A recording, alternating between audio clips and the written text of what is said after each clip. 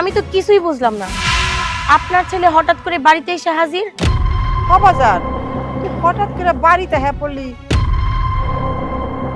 তুই একটা গাধার বাচ্চা গাধা, বুঝছো? 2 দিন পরে যাবি তুই। এই বিদেশ থেকে কত দামি দামি জিনিস নিয়ে আসছে, তেল, শ্যাম্পু, সাবান, মানে কত রকমের জিনিস আছে। একটা কাপড় নিয়ে আসলো, একটা জায়নামাজ নিয়ে আসলো, মানে বুঝোস না তুই? এই সামনে শীত আসতেছে, যদি একটা শীতের কম্বল নিয়ে আসে সেটাও টানতে পারবি নাকি? একটু শান্তিতে আরামে ঘুম দিতে পারবি? এখন যদি না যাস ওগুলা মানুষের দিয়ে দিব না। তুমি কি আমার বাইরে দেখতে যাইবা না তেল সাবানের জন্য যাইবা, কোনটা? একটা দুর্ঘটনা ঘটছে, এই জন্য আমি বিদেশ থেকে চলে আসি।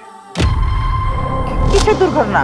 কোম্পানি আমারে কইলো যে তোমার আর কাজ করার দরকার নেই, এই জন্য আমি বাংলাদেশে চলে আসছি। হায় আল্লাহ, তুই এটা কি কর?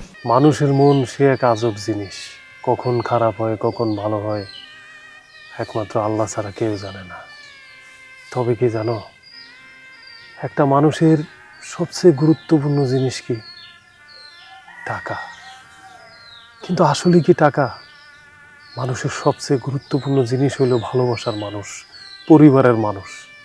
কিন্তু সেই মানুষগুলো যখন টাকার জন্য তুচ্ছ করে, তার চেয়ে দুঃখের কিছু থাকে না ভাই। এ নাও, খায়া নাও, খাই আমার উদ্ধার করো।